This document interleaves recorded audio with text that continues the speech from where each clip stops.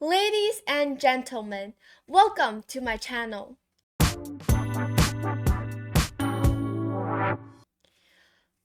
Alright guys, today we're going to dive into Game 12 of the 2024 FIDE World Chess Championship. Now this game is a textbook example of bouncing back after a terrible loss.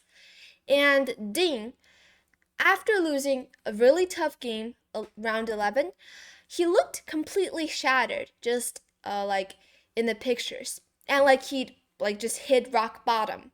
And people thought he might not recover even just mentally, like in time. But then, boom, this is game 12, and it started. He pulled off an absolute masterpiece, and it's crazy because it's crazy how he managed to flip the script so fast. Because usually in people's minds, Ding is a person who sometimes is really emotional. And after a really bad loss, sometimes Ding can be affected really deep and even for a long time. But actually this time Ding recovered really fast, and it's actually a good thing. For those who for the supporters of Ding, that is. And Ding, he put up a really good fight. If he had drawn round 12, this will mean that he is 1 point behind and there are still 2 games left, and it means that he has to either win in game 13 or game 14 and the other games end in a draw, or both of them win. But it's really hard, so the earlier he wins back the game, the better it will be. And in a post-game interview, Ding actually shared some really interesting fact. He said that after losing game 11, you'd think he'd be too stressed to even fall asleep, right?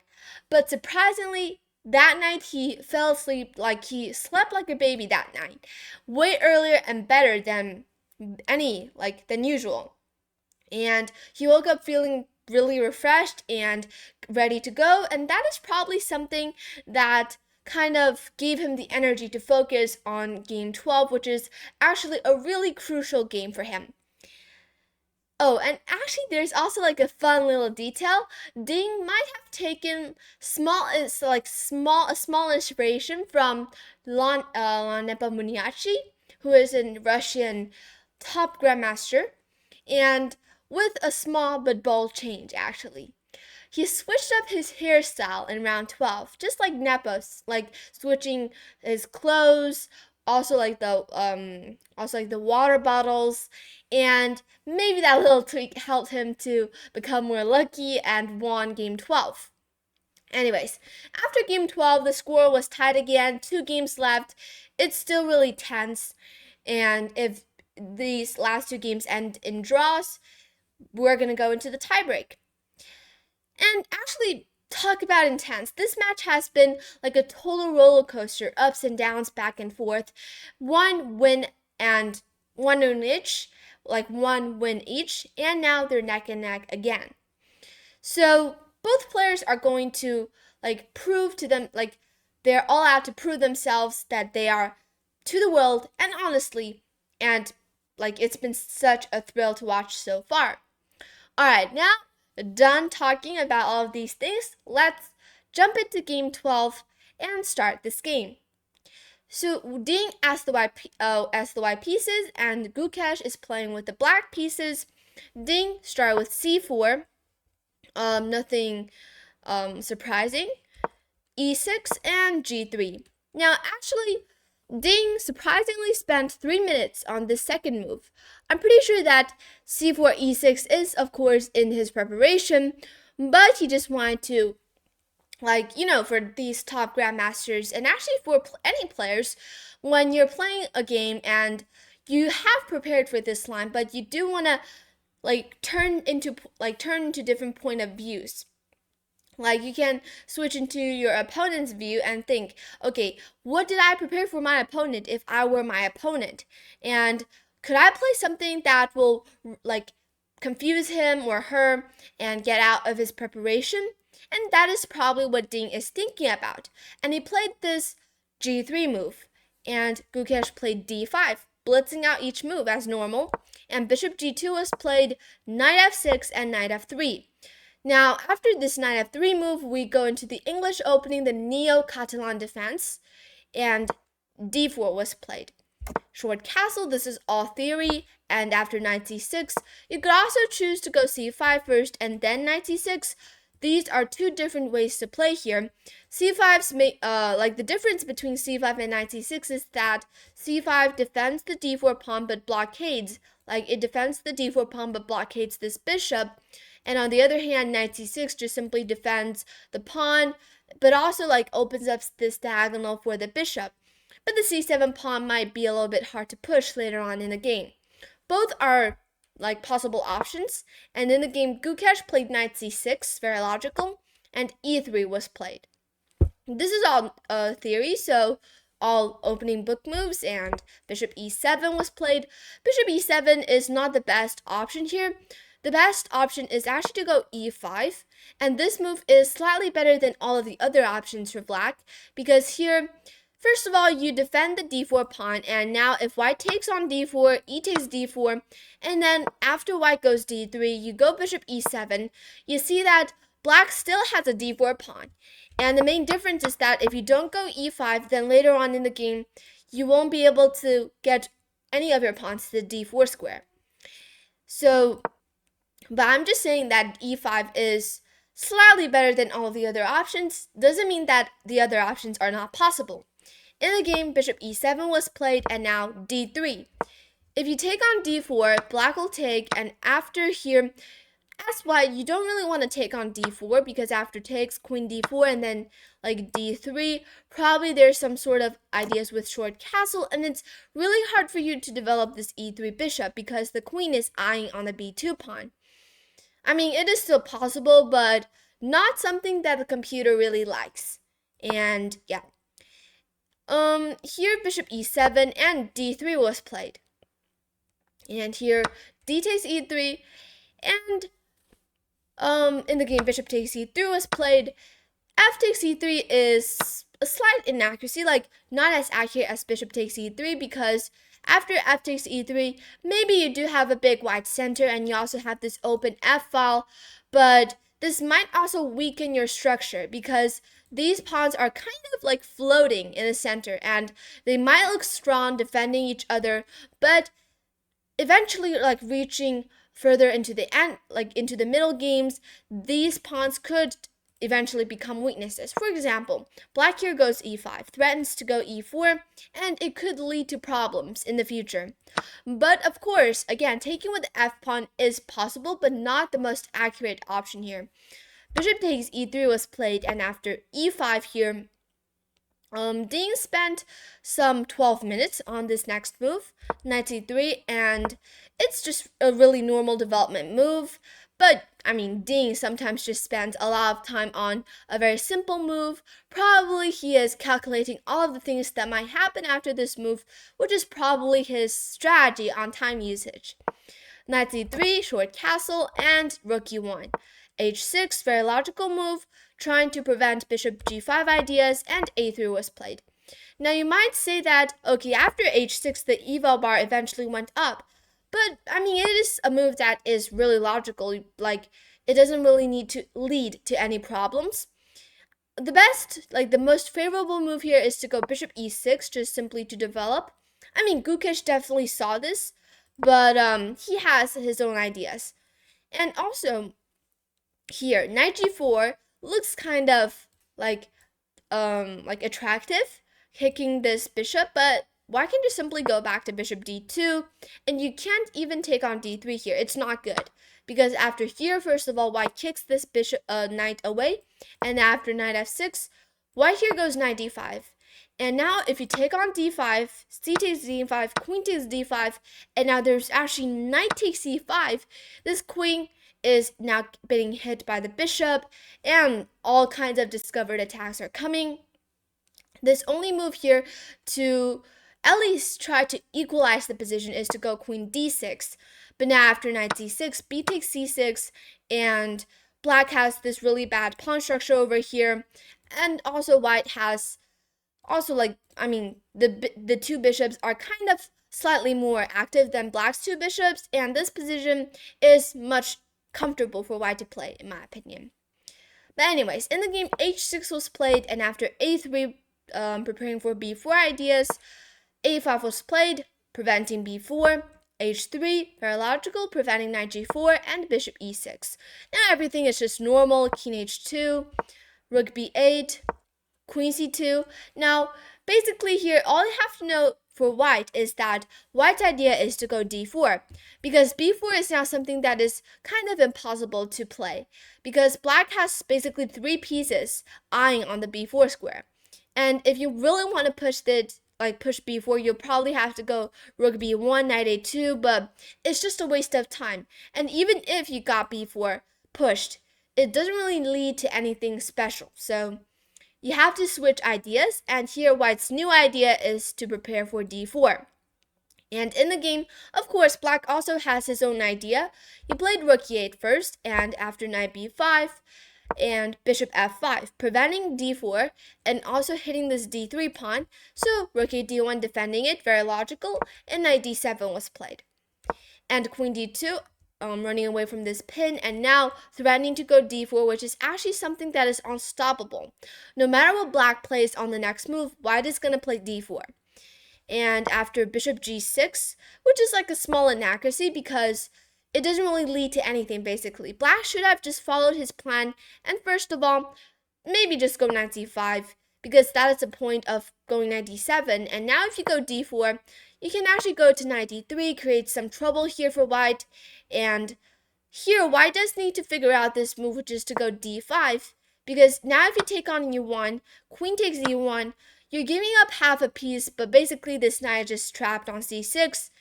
It can go to d4, but after knight takes d4, e takes, and knight d4, black is up half a piece, but white has a couple of pawns on the board, also really active minor pieces. The material is imbalanced, but if you accurately evaluate this position, it is going to be fine for white. Alright, but anyways, let's see what happened in the actual game.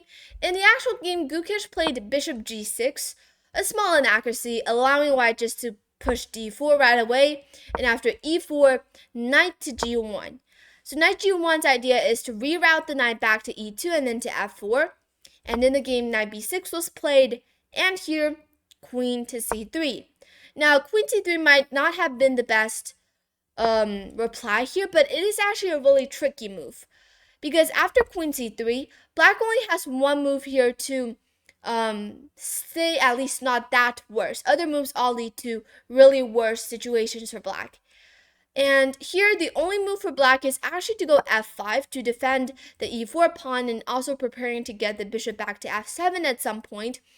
But this move is actually kind of hard to see because it does create new weaknesses, like knight e2, knight f4, making it more effective. But f5 is just a move that needs to be played. And in the game, f5 was not played by Gukesh, and he played instead bishop f6, the second best option, but just much worse than f5. Because now you see that this bishop on g6 is simply just useless. I mean, the e4 pawn needs a defender, but now the rook is defending it, and the bishop is attacking it. The bishop only has defending uses, and it's just basically kind of really passive on g6. Gukesh here played bishop f6, pinning the pawn and the queen, and that is the small problem of queen c3 because it runs into this pin. It could lead to some trouble here, but you can actually just go back queen c2 and it doesn't really bother. Queen c2, a4. So black's idea is actually to go knight a5, knight b3 at some point. That is the only counterplay that black can create here. And after knight e2, aiming for knight f4, here Gukesh made this really decisive mistake. And he played bishop g5. And after this move, Dean found the best reply, and it actually just leads to Rome. Not all roads lead to Rome here, but he found the only way to lead to Rome. And here he played, well, actually, I'm not going to show you guys what Dean played, but first of all, let's see, what should black have played instead of bishop g5? Now, you should know that here, This bishop on f6 is the main attacker in black's territory, putting a lot of pressure on d4 and also this whole diagonal, also defending some pawns and squares on the king side. This f6 bishop is a really crucial character here in this whole game for black. And trading it for this bishop, this e3 bishop is basically a defender. This f6 bishop is an attacker. So you are using an attacking piece to trade for a defending piece. It just doesn't feel right. And what black should have done is actually to go for knight e7 and try to go knight f5, because the c6 knight is basically not doing anything, because it will always get kicked off by d5 at some point, and it could find a better place to go knight f5, and the knight is more stable on f5. But instead of finding all of these maneuvers for the knight, here Gukesh wrongly evaluated the position and played bishop g5, and after bishop g5, Ding here found the best reply not to take on g5, because if you take on g5, you'll just fall for Gukesh's plan. He will take with the h pawn, and now suddenly your knight can never jump to f4 again, and the position is suddenly, black is suddenly back into the game and threatening to go e3. So of course Ding saw that, and instead he played this excellent and the only move, knight f4. And after bishop takes f4 of course, and suddenly the bishop and the knight are eyeing on the c7 pawn.